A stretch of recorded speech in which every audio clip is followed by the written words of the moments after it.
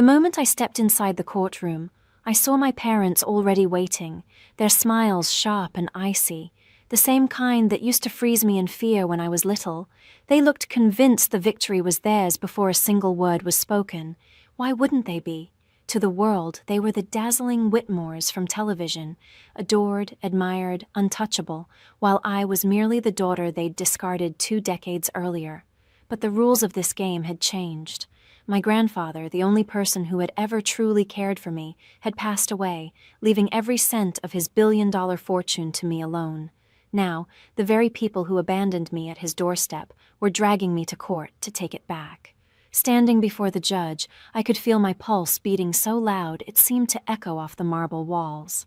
He lifted his gaze, studying me carefully.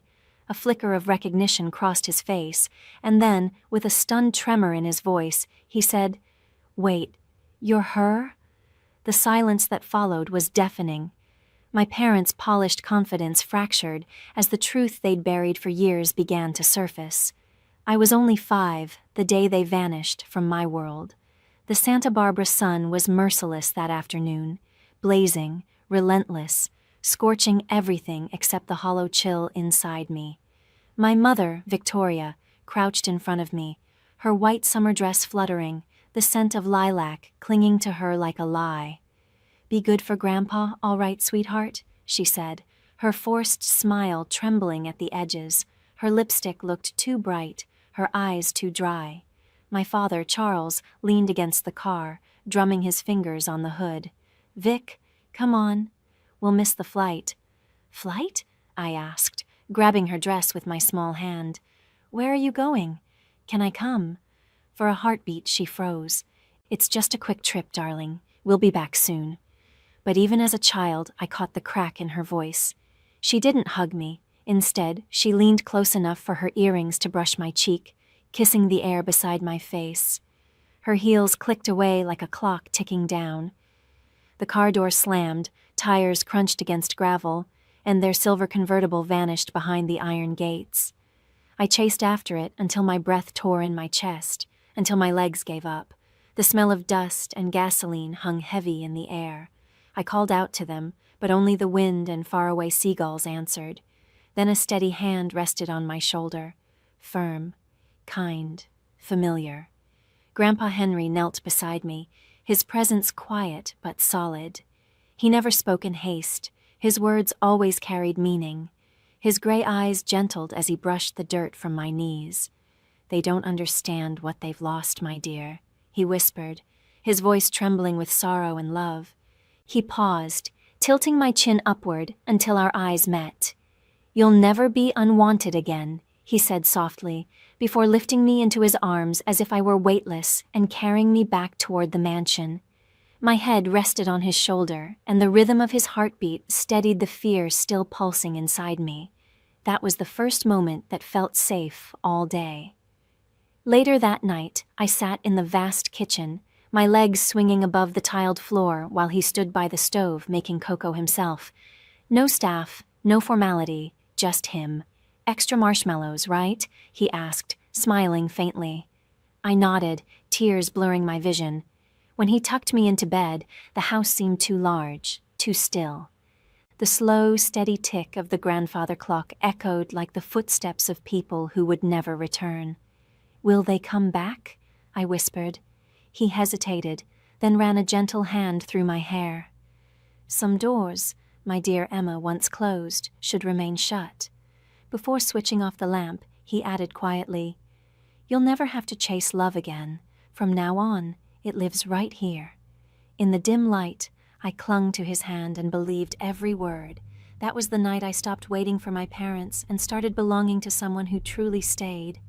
Life with Grandpa Henry bore no resemblance to the movies about billionaires. His estate perched on the cliffs of Santa Barbara, gazing out over the Pacific like a silent sentinel. Inside, though, there were no lavish galas or servants bustling about. The rhythm of the house was calm, precise, and filled with meaning. Every morning at 6, his gentle knock woke me. "Up, Emma. The world doesn't wait for those who linger," he'd remind me. I would shuffle to the kitchen, where he sat already with black coffee and the morning paper spread wide. "Read this," he'd say, tapping a headline. "Then tell me what they're not telling us." At first, I barely understood, a little girl trying to finish her breakfast. But over time, his lesson unfolded. Never believe a story just because it's printed. Truth, he said, hides beneath the surface, waiting for those who dare to dig for it. He was the founder of Whitmore Industries, a vast network of shipping and logistics that tied nations together. Yet to him, integrity always outweighed wealth. Money, he'd often say, is like salt water. The more you drink, the thirstier you become. So make sure what you crave is worth it. I watched the world bend toward him, politicians eager for his handshake, lawyers seeking his wisdom, employees driven not to disappoint. He ruled with fairness, never cruelty, his authority quiet but absolute. When I turned 10, he finally brought me to his office. The glass towers downtown shimmered under the fading light, glowing like the future he was preparing me to inherit. Inside the building, every person greeted him with quiet respect, and me with cautious curiosity. "This is my granddaughter," he announced, pride in his tone. "Someday, she'll ask tougher questions than any of you." His hand rested gently on my shoulder, and I smiled, shy but certain. He wasn't preparing me to inherit power. He was teaching me how to see the truth beneath appearances. Every weekend, we'd drive to the community center he'd built. While other tycoons sent checks and posed for cameras, Grandpa stayed for hours, kneeling beside children as they learned to read or showing teenagers how to manage their first savings. "Power means nothing," he often whispered, "if you use it only to stand above others." When I turned 16, I saw my parents' faces again, glowing on a television screen. They were laughing on a Los Angeles red carpet, promoting a new reality show about redemption. My hands tightened around the remote until my knuckles turned white. Grandpa came in quietly, his eyes following the flickering image. "Do you miss them?" he asked. The truth trembled on my lips, but what came out was softer. "Not anymore." He gave a slow nod. "Good. Missing those who left is like staring at closed doors. You'll miss the ones still open." That night, he handed me a small, worn journal bound in brown leather. "For your truth," he said. "One day the world will try to change it. Don't let them." I had no idea then that this book would become my shield, the evidence that would one day protect me when my parents tried to erase me in court. The morning he passed away, the world felt unsteady. The air hung still, the sea below the cliffs too calm. I found him in his study, his head bowed over his desk, glasses still perched above an open page. The final line he'd written read, "Truth, in the wrong hands, turns to poison." I didn't cry at first. I just stood frozen, staring at the man who had filled every void in my life. Then the grief broke through, sharp and relentless.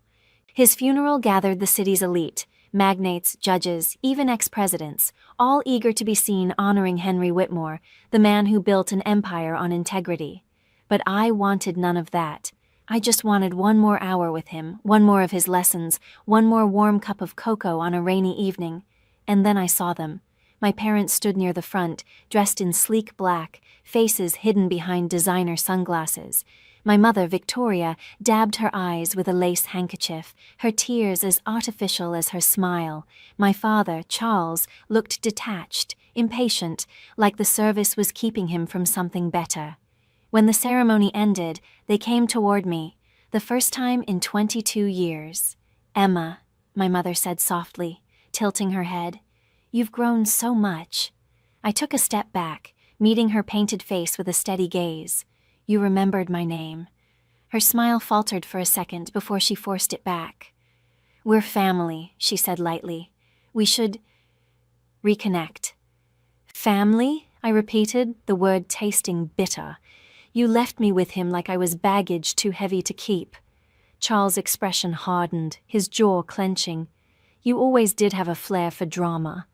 Before I could reply, Henry's attorney, Mr. Samuel Briggs, appeared in the doorway and announced that everyone should gather in the estate office for the reading of the will. A low murmur rippled through the guests as they filed inside. My pulse pounded so loudly I could hear it in my ears. Samuel cleared his throat and began to read. The late Judge Henry Whitmore leaves all properties, including the Whitmore residence, corporate assets and financial holdings, to his granddaughter, Emma Whitmore. The silence that followed was absolute. My mother gasped audibly. "That's not possible," she stammered. Charles slammed his hand on the polished table. He was old. He wasn't in his right mind. But Samuel didn't waver. He also left a written message for his son and daughter-in-law, he said, his tone steady. It reads, "Those who abandon truth for comfort have already surrendered their inheritance." Victoria's lips trembled. "He can't do this. We're his children." Samuel met her eyes without flinching. "He already gave you everything that mattered, a chance to be decent. You chose to waste it." I stood motionless, my fingers gripping the table's edge until they ached. For the first time, I saw my parents stripped bare, their polish gone, their charm unraveling in front of everyone. When the crowd began to drift away, my mother turned toward me, her voice low and venomous. "You'll regret this, Emma. You don't deserve a single piece of what he built." I met her stare evenly. "Neither do you." Outside, the wind roared through the gates, scattering white petals from the funeral wreaths across the gravel. In that moment, I understood that grief and greed often arrive together, and in the whisper of the wind, I could almost hear Grandpa's voice. "Stand tall, Emma. The truth always reaches back." It began again a week later, with a thick white envelope waiting on my doorstep. No sender, just my name written in bold, unmistakable handwriting, Emma Whitmore. I tore it open, expecting sympathy cards. Instead, my eyes froze on the heading, Notice of Civil Action. Below it, the words hit like a blade. Charles and Victoria Whitmore versus Emma Whitmore, claim of undue influence. For several seconds, I couldn't move. My hands trembled so violently that the papers slipped from my grasp. My own parents were taking me to court, accusing me of deceiving the only man who had ever loved me into giving me everything he owned. Within hours, the story exploded. By evening, every headline screamed the same scandal. Billionaire's granddaughter sued by estranged parents for $1.6 billion estate. Paparazzi swarmed outside the gates, camera flashes slicing through the dark like bursts of lightning. Early the next morning, my attorney, Robert Hayes, called. His voice carried that practiced calm only years in chaos could teach. "Emma, they're moving quickly. The filing's in Los Angeles County. Your father still has friends there." "Of course he does," I muttered. "He always had power, just never the kind that counted." Later that day, I met Robert in his downtown office. He pushed a stack of documents across the desk. "They're alleging you cut off your grandfather's visitors, interfered with his medical care, and pressured him to change his will." A sharp laugh escaped me. Controlled access? He was protecting me from them, not the other way around. Robert exhaled slowly. "I've handled ugly estate disputes, but parents suing their own daughter? That's a first." "They're not my parents," I said, my voice barely above a whisper. "They're strangers tied to me by DNA." Still, my thoughts drifted to Grandpa's final weeks, the soft-spoken dinners, his weary smile, the tremor in his hand when he signed letters. Did he foresee this coming? Maybe that's why he left the journal. Maybe he knew I'd need it. 2 days later, as I left a cafe, a tabloid reporter lunged forward, cameras flashing. "Emma, did you manipulate your grandfather? Did you threaten him?" I stopped, faced the swarm, and replied steadily, "If loving the man who raised me counts as manipulation, then yes, I'm guilty." By the next morning, a blocked number lit up my phone. "Enjoying your fame?" My mother's voice slid through the line like ice. "Why are you doing this?" I asked. "Because you took what's ours," she said coldly. "You stole our life. Now we'll take yours." Then the line went dead. That night, I sat alone in the study where Grandpa once taught me how to read contracts. His photograph rested beside the familiar leather journal. I opened it, my fingers tracing his fading handwriting. "When truth is tested, stand still. Let them strike. They'll only hurt themselves." I closed the book, drawing a slow breath. The fear remained, but beneath it, something stronger began to rise. Resolve. If they wanted a battle, they'd chosen the wrong Whitmore. When the first hearing arrived, the sky hung heavy and bruised, clouds pressing low over Los Angeles. Reporters crowded the courthouse steps, hungry for blood. I didn't know whose reputation would die that day, theirs or mine, but I was done running. The courtroom carried the faint scent of polished wood and unease.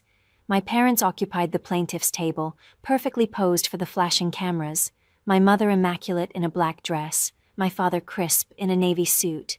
They didn't look heartbroken. They looked rehearsed, like actors mid-scene, performing vengeance for the crowd. As I entered, murmurs rippled through the room. "That's her, the granddaughter," someone whispered. My heels struck the marble with deliberate rhythm, though inside my palms trembled. Robert leaned toward me, his voice low and steady. "Stay composed, Emma. Let the facts do the talking." At the bench sat Judge Marcus Nolan, a man with silver hair and eyes that missed nothing. His presence dominated the room even before he spoke. When his gaze met mine, a strange flicker of recognition crossed his face. Surprise, maybe disbelief. He took off his glasses slowly. "Miss Whitmore?" he asked, his tone unexpectedly gentle. "Step forward, please." My stomach tightened as I approached. The gallery fell silent. He studied me for several long seconds, then murmured, almost to himself, "You're Henry Whitmore's granddaughter." "Yes, Your Honor." A small nod, then a change in his expression, something like respect. "I clerked for your grandfather once," he said quietly. "He told me, if my granddaughter ever appears in your court, listen closely. She'll be telling the truth." Gasps swept through the spectators. Behind me, I could hear the crack in my mother's mask and the click of my father's clenched jaw. Judge Nolan straightened. "Proceed," he said, his calm voice now edged with conviction, the kind that warned everyone that honesty still had weight here. Their lawyer, Elliot Graves, rose with practiced confidence. "Your Honor," he began silkily, "this young woman isolated her elderly grandfather, interfered with his medical care, and coerced him into revising his will. We intend to prove deliberate fraud." Robert remained unruffled. "We look forward to refuting every falsehood, Your Honor." Graves turned, his smile sharp. "She seems remarkably composed for someone accused of stealing $1 billion. I met his stare, my voice clear and even. "Composure isn't guilt, Mr. Graves. It's faith in the truth." A low hum of approval rippled through the courtroom, the sound of an audience beginning to shift its allegiance. Even Judge Nolan's lips twitched, not quite a smile, but close.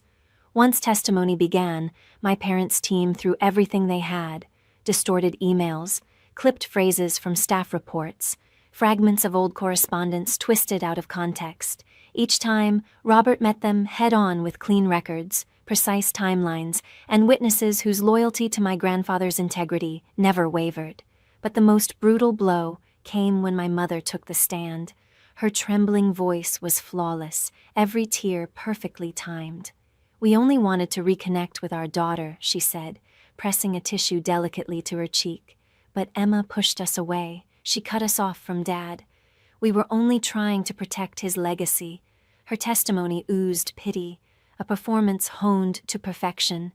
Yet all I could hear was Grandpa's warning whispering in my mind. Truth in the wrong hands turns to poison. Then it struck me. Poison only harms if you let it in, and I wasn't about to. By the second day, the trial felt more like war. Their attorney, Elliot Graves, strutted across the floor like it was a stage, waving papers and performing outrage for the cameras. But I hadn't come to act. I'd come to finish what they started. Robert rose slowly, composed as ever. "Your Honor," he said evenly, "the defense submits new evidence, medical evaluations, witness statements, and the late Judge Whitmore's personal correspondence. One document in particular deserves attention." At the word correspondence, my mother's back went rigid. She already knew. Judge Nolan gestured for him to continue. Robert handed over a thick folder, then turned toward me. "Miss Whitmore, please take the stand." My pulse thundered as I crossed the room, each step echoing in the silence. I'd rehearsed this moment countless times, but facing the two people who had both created and betrayed me made my chest ache. Robert placed a letter beneath the evidence camera. My grandfather's familiar handwriting filled the screen, steady, elegant, undeniable. To my dearest Emma, it read, "You were never my duty. You were my choice. If you ever stand against those who left you behind, don't meet them with hate. Let truth defend you. It always will." The room went utterly still. My mother's painted composure began to crumble. My father stared down, jaw locked. Robert's voice remained steady. These letters spanned 10 years, each one affirming Judge Whitmore's clear mind, affection, and conscious decision to leave his estate to his granddaughter. Elliot Graves shot to his feet. "Objection, Your Honor. These letters are nothing but emotional theatrics. They prove nothing of legal significance." "Overruled," Judge Nolan said, his voice sharp and final. "The decedent's intent is exactly what this court is here to determine. Continue, Mr. Hayes." Robert gave me a subtle nod. My signal. I reached into my bag and withdrew the leather journal Grandpa had gifted me on my 16th birthday. Its edges were frayed, the spine cracked, each page softened by years of turning. "This," I said quietly, "was my grandfather's personal diary. He wrote in it every night until the week he passed." Flipping to the final entry, I steadied my voice. The ink had faded slightly, but the handwriting was strong. "My son and his wife live for appearances. My granddaughter lives for truth. The estate must belong to her, not as a reward, but as protection. She carries my conscience where I no longer can." The silence that followed felt sacred, almost holy. Then my mother's composure shattered. "He was sick," she cried, leaping from her chair. "He didn't know what he was saying. She manipulated him." The gavel came down with a sharp crack. "Mrs. Whitmore, sit down," Judge Nolan ordered. Her words bounced off the wooden walls and dissolved into nothing. I turned toward her, the woman who gave me life but never love, and spoke softly. "No one manipulated him, Mother. He just finally saw you for who you really are. For the first time in years, I felt the truth settle inside me like armor. I wasn't their pawn anymore. I was Henry Whitmore's granddaughter. By the third day, time itself seemed to drag. Every cough, every whisper, every shifting chair echoed like thunder." I sat at the defense table, fingers locked tightly together, eyes forward. Across the aisle, my parents whispered frantically to their lawyer, their practiced confidence crumbling. Then the door opened. Judge Nolan entered, robes sweeping, his face unreadable. Instantly, the room stilled. He took his seat, adjusted the papers before him, and glanced at me, and for just a heartbeat, I thought I saw pride flicker in his eyes. "This court," he began, his voice calm but unyielding, "has examined all testimony, documents, and correspondence of the late Judge Henry Whitmore. What stands before me is not evidence of coercion, but of greed, misplaced and deliberate." A low stir spread through the gallery. My father's jaw clenched, my mother's fingers trembled visibly. "The plaintiffs," Judge Nolan continued, "have failed to prove undue influence. On the contrary, the record shows clear intent, mental soundness, and deliberate judgment by the deceased." He paused, letting his words hang in the charged air. "Therefore, the court dismisses the plaintiff's claims in full.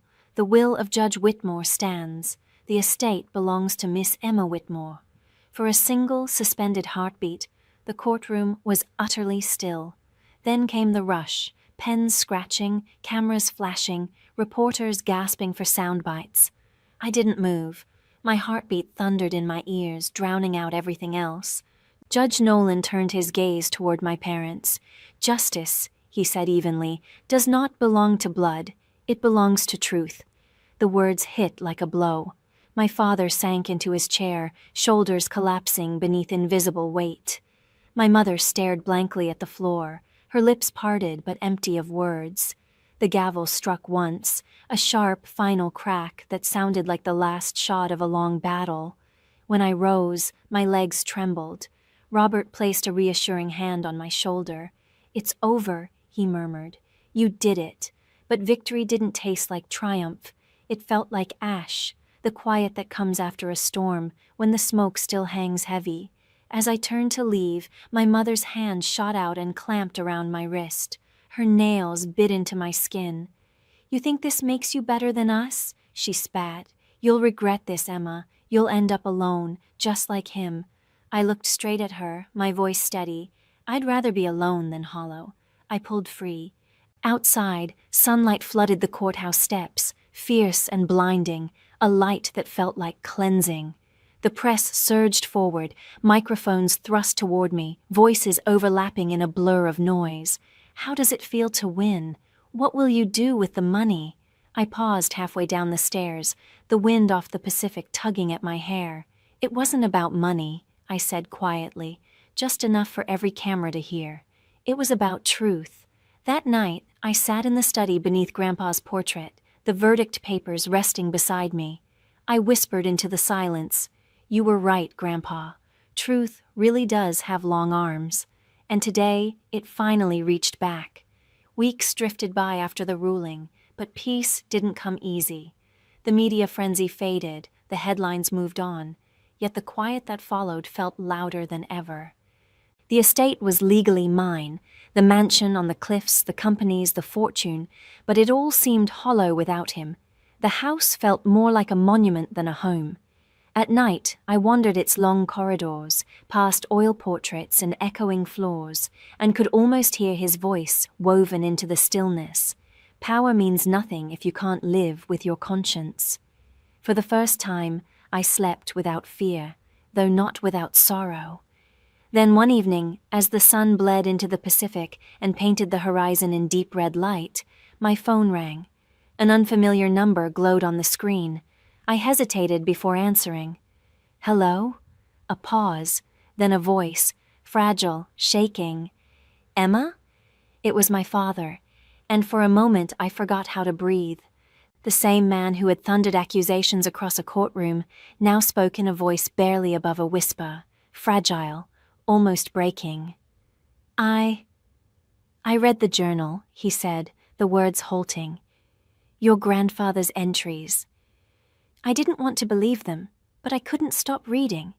His breath hitched. He wrote that I lost my way, that I stopped being his son long before the will was signed. I closed my eyes. "He also wrote that it's never too late to do what's right," I said quietly. There was a pause, then a trembling exhale. "I don't deserve forgiveness, Emma, but I needed you to know. I'm sorry. For everything. For leaving you. For blaming you. For becoming the kind of father he warned you about."